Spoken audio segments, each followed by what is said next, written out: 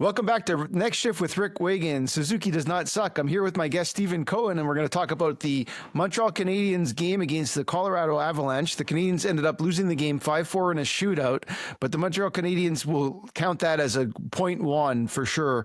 The Canadiens started off the game in the first minute or two, and a line of Josh Anderson and Gallagher took it to the Avalanche pretty hard in the first couple of minutes. The Canadiens looked like they were having a good start to the game. That turned quickly, and the Avalanche pretty much took over the game from the second or third minute of the first period. And I would say the first period and a half, the Canadiens were terribly outplayed by the Colorado Avalanche. Sam Malinsky scored the first goal. Lindgren scored the second goal. Martin Necas scored a goal on the power play. It was 3-0 in the second period, 5 minutes into the second period, until a few seconds after the third goal, Uri SLAFKOVSKY scored on a tipped shot from Jaden Struble to make it 3-1. The Canadiens stayed in the game for the second period, played a little bit better in the second half of the second period, and then in the third period came out pretty strong. Unfortunately, Brock Nelson scored to make it 4-1, and it looked pretty bleak at that point. That being said, the Canadiens did not give up, and they pressured the Avalanche and did a push, and Joshua Was scored his second goal of the season and second goal in as many nights to make the game 4-2. And just 30 seconds after that, Uri SLAFKOVSKY scored on a nice shot from the slot to make it 4-3, and it was a ball game. A few minutes later, Christian Dvorak, getting a pass from Gallagher, fired a backhand home and made it 4-4, and I, living in Southern California, could actually feel the vibrations of the Bell Center from here. That's how loud it was. So that being said, unfortunately, the Canadiens went into overtime and did not score. They did get a penalty. It was a borderline call on SLAFKOVSKY, and was able to kill off that power play in overtime, which is a rarity, especially against a team like the Avalanche. And then they went into a shootout. It was back and forth. Patrick Laine had to score to keep the game going and made a beautiful backhanded goal on the OT penalty shot. Unfortunately, Christian Dvorak wasn't able to score a second one in a penalty shot, and Brock Nelson finished the game off on the OT. So the Canadiens do get 1 point. They lose a point, I guess, to the Islanders, who now they're up by 2 points on the Islanders. Obviously, the Canadiens lost a point against the Islanders last game. I felt like they deserved to win that one. This one was one of those where they just stole a point, I think. I mean, they played well in a key part of the game, and they really pushed back, but it was a big point for the Montreal Canadiens, in my opinion. And so all in all, I think the last couple of games are kind of a wash, and I think the Canadiens are moving forward, and they're about to play a pretty tough 4-game road trip schedule against St. Louis, Philadelphia, Carolina, and then in Florida on Sunday. So I'd love Saturday. It's on Sunday. Saturday. It's on Sunday. It's on Sunday at noon. Yeah, you better check Sunday? Yeah. Better make sure you're on that one. Yeah, I better check that because I'm flying to Brazil on that day. Oh, you may not make it. You may not make that game. All right. Well, I think I can. If it's at noon. Yeah. If the game's at noon, I'll be able to go. I think it's 1 o'clock. 1 o'clock Eastern. 1 o'clock? Yeah. All right. So anyway, that being said, the Canadiens unfortunately did pull off an overtime loss or a shootout loss, but they do get the extra point. The Canadiens are still in the second playoff spot, and they're in their good position.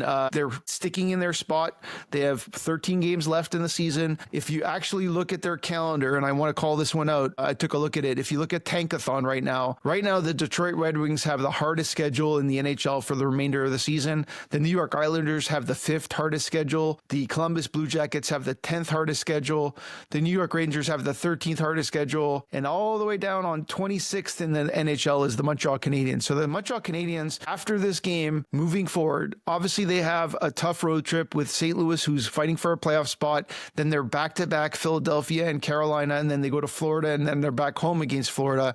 So the next 4 or 5 games are going to be really key to define how the Canadiens are doing. They have to keep the momentum.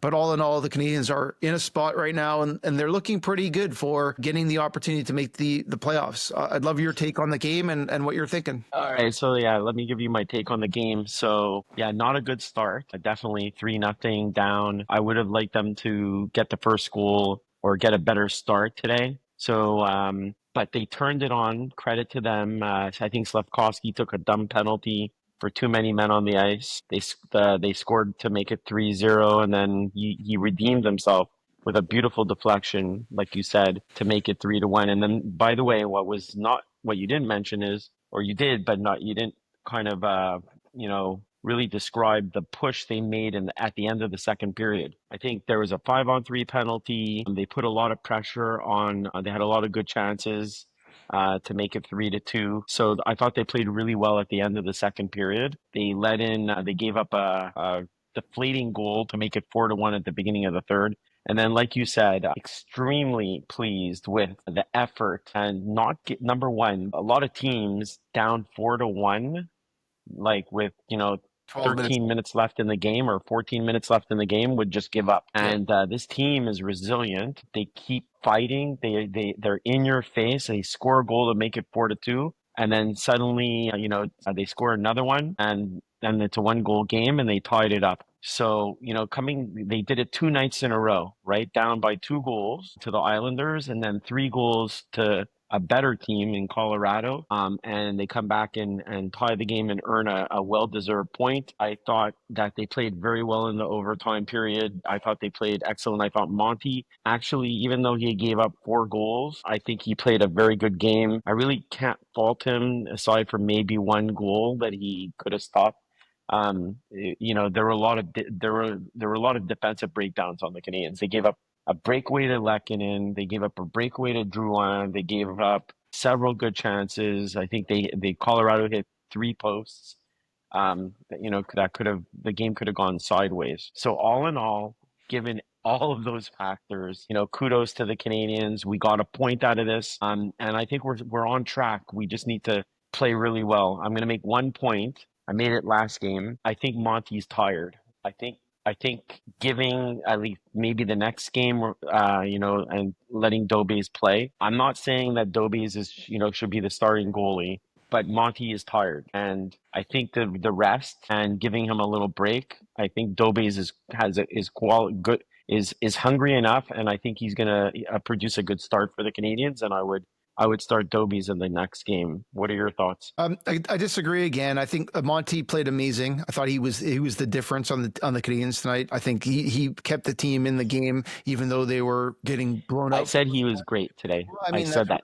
So what I'll say is this, right? The Canadiens have 3 games in 4 nights. They're playing on Tuesday, Thursday, and Friday. So there has to be a split on Thursday and Friday. So to suggest that Dobes is going to play on Tuesday, then you're saying that Dobes should play 2 of the next 3 games. Right. And I don't agree with that. I think that they should start Montembeault on Tuesday, and then they can decide which one. I think Dobes could probably play the one on Thursday and then split those 2 games. Because otherwise you're choosing to play Dobes for sure 2 games, or you're forcing Monte to play back-to-back after taking a day. So there is a back-to-back Thursday and Friday? Correct. Yes. Okay. Yeah. And then they go Sunday to Florida. So I think the better alternative is to go with the Montembeault on Tuesday, and then Dobes on Thursday, and that's against Philadelphia. And then they go back to Carolina with Monty, and then on Sunday, that could depend. I mean, if Dobes plays amazing in his game, you might want to give him an opportunity in Florida since he did so well the first time around. It might be an opportunity for him to play. But that's how I would play it. But again, I'm not saying that you're wrong. I just don't think there was no wear and tear in this game for Monty. Monty played an awesome hockey game. Obviously, he didn't make the saves he needed to make in the shootout. That's the biggest mistake I'll give him. That's not any, that's a one-on-one, and anything can happen. From that perspective, I didn't see any goals that he could have stopped, and I saw about 5 or 6 that he could have let in that were point blank, like you said, breakaways and McKinnon and Makar and all these shots that they had. It was ridiculous how well he the shots they got were in the 30s, and they were not simple shots. It was 37 shots against, and he did a great job of keeping the team in the game. But yeah, I mean, all in all, again, I do think he's getting tired, but at the same time, it's he played 2 weaker games. This game, I thought he was outstanding, and the Canadiens didn't play well today in the first period and a half. And like you said, the second half of the game, after the SLAFKOVSKY goal, the Canadiens pressured. They got power plays, they got opportunities. They still didn't score, and then the other team scored to make it 4-1, and it looked bleak. And the Canadiens didn't make it feel bleak.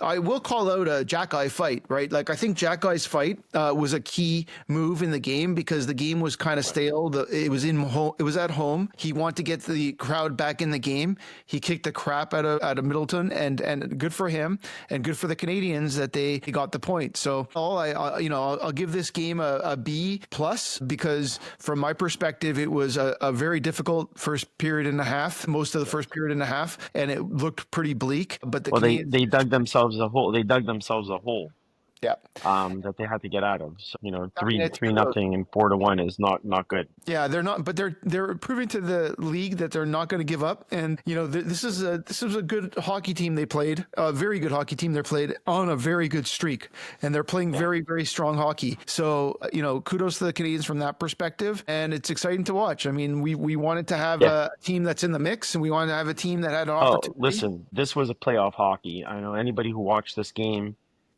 back and forth. You see the intensity, the hitting. Struble, right? Hit Colorado player. I don't know if it was Colton or Coyle another player. Yeah. And then this is playoff hockey. I mean, Josh Anderson immediately came to the rescue. Struble dropped his gloves. He was ready to go. And I think, listen, that skirmish, the hitting, I think that was a turning point that got the Canadiens going. That little skirmish was before they were able to score the 3 goals to tie the game. But I want to call out a couple of players. So number one, we talked about Joshua Roy, who I noticed being in the mix, even though, again, we noticed that he's not really skating at the level of a good NHL player. But the guy is in the mix. He's around the puck. He's making things happen. He's making good passes. He scored his second goal today in a key, even though it was a rebound. The fact is he's in the right place at the right time. That's a sign of a good player. I don't care what you have to say about the player. And that's another thing about the other player that I want to bring out and call out is Patrick Laine. I thought he played a phenomenal game today. He made some great plays. There were some really, he actually almost split the defense from end to end. And it's not apparent that he skates well, but these long strides that he takes, and next thing you know, he's almost like at the net. So kudos to Laine. And then I'm going to give kudos to a player that I'm not fond of, but he's now growing on me, is Newhook. So I think Newhook was flying today again. He's been flying the last 6 games, and he played especially well against the Islanders, and I thought he played phenomenal today. I think he was a big reason that the Canadiens were able to tie the game. His play was, he's generating chances, and now some of those chances are going in the net, and he's a spark plug for the team. So I don't know what your thoughts are on some of the points that I made. No, I agree. I mean, the second line, so we'll start with Joshua Roy. Joshua is starting to feel the game, right? He's never been a fast skater, even in junior. Yeah. It wasn't his style. You watch him in the World Juniors. He kept up, but he wasn't the speedy guy that mattered. Right. What he's figured out is he's done that his whole life. And so from that perspective, he's learning the speed of the game, and he's thinking the speed of the game. And yeah, he's definitely adding value to the team.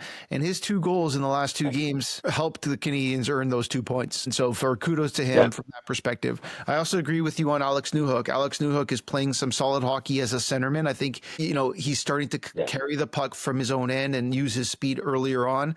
And so, Alex Newhook was great. Patrick Laine is growing on me on the 5-on-5. He's starting to work a lot harder. Yeah. He still makes a couple of mistakes here and there that kind of drive me crazy, but he's playing much better hockey for sure. So the second line has been solid. Obviously, the line of Gallagher and Anderson and Dvorak have been playing really, really good. You don't have to say it. It's just obvious with the points they're getting and how much they're bringing to the team. The first line has not been as solid, although they were important tonight. Obviously, SLAFKOVSKY scoring 2 goals. And then the fourth line also is not producing quite as well. And I'm going to call out Armia on that. I don't think he's had a really good run for the last 2 or 3 games. He did miss a game because of injury about 4 or 5 games ago. I'm wondering if he's fighting an injury, because it looks like he's just not the same player he was in the first half of the year.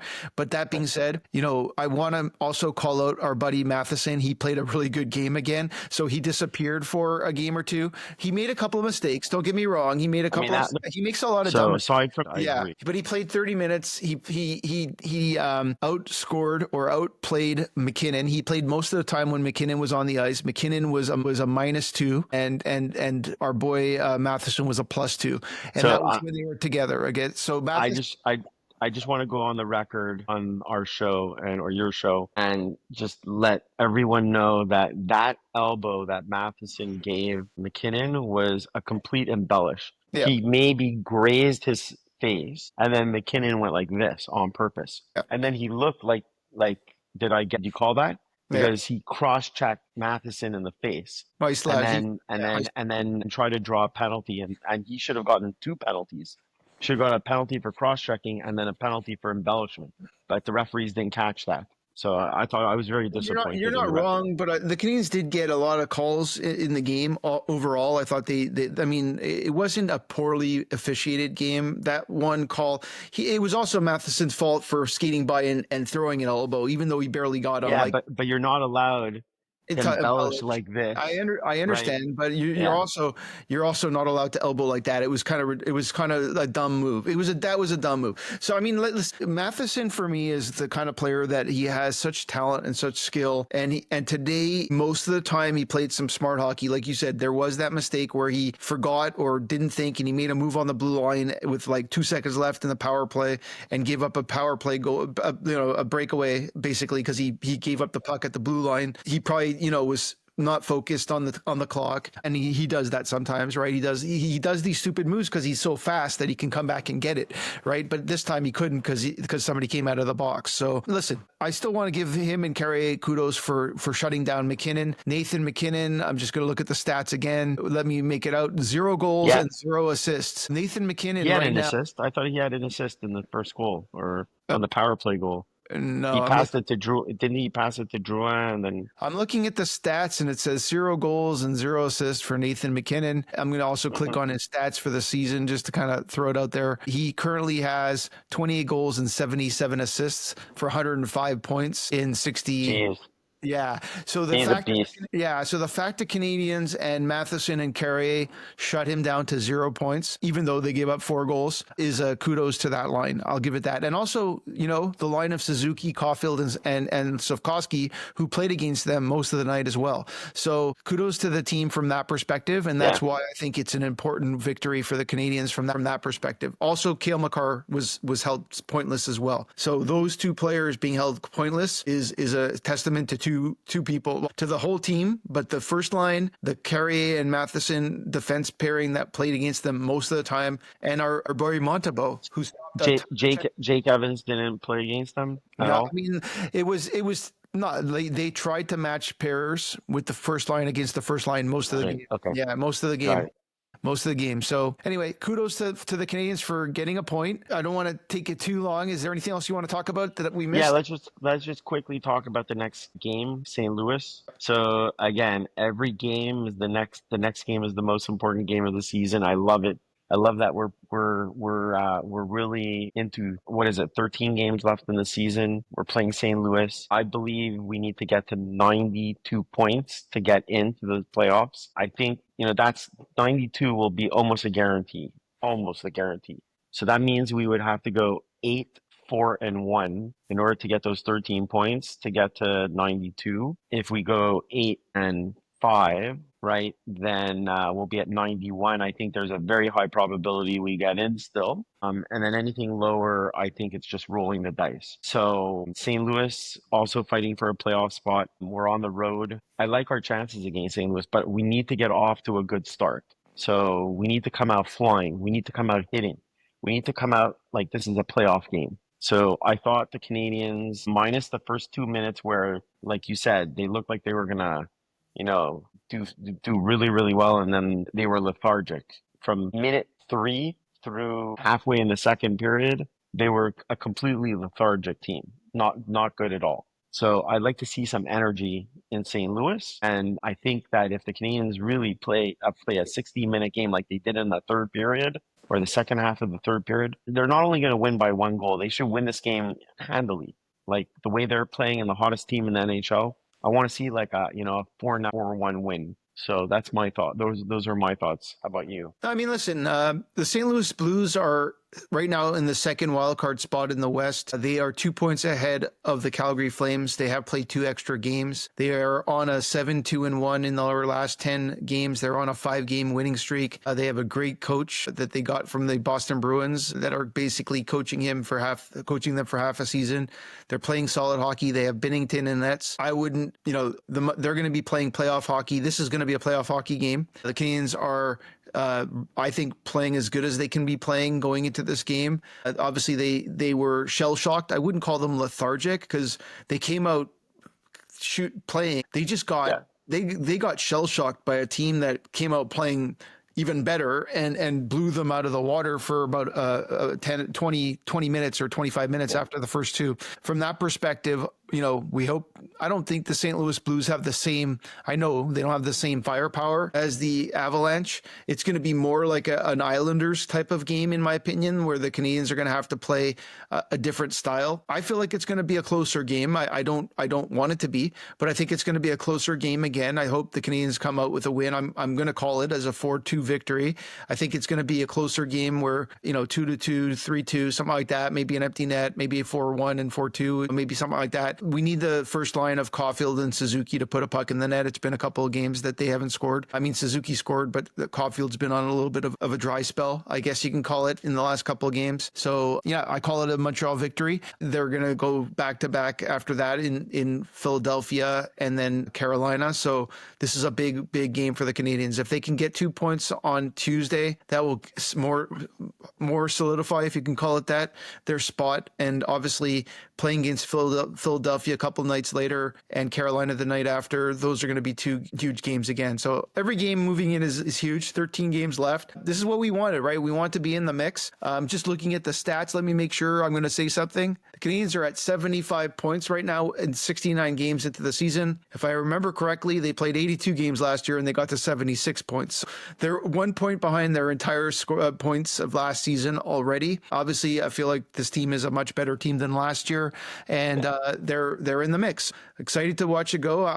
I'm on that bandwagon. I think the Canadiens are in the pole position. My take is that the New York Rangers, who are at 74 points but have played 2 extra games and not playing the greatest hockey, although they did win earlier, and the Columbus Blue Jackets are not playing so great, and the Detroit Red Wings are not playing so great. And like I mentioned earlier, Detroit, Columbus, and New York have much more difficult schedules, as well as the Islanders. But the New York Islanders are the team that scare me. They're 2 points behind. Same amount of games. The New York Islanders are the team that the Canadiens really have to beat. I agree with you. If they get to 92, 93, 92, even 91 points, they're most likely going to make the playoffs.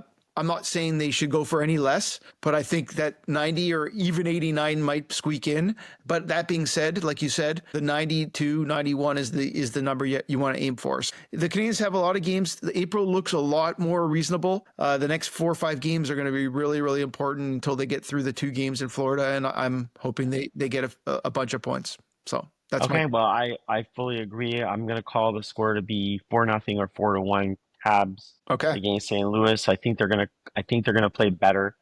They played great today. I think it was just there was just it wasn't a full 60-minute game. They played phenomenal in the third period, and they played great in the overtime. I thought they played really well in the overtime as well. So kudos to the Canadiens. I'm looking forward to the next game, and then I'll probably be at the Florida game, so I'm excited and pumped for that as well.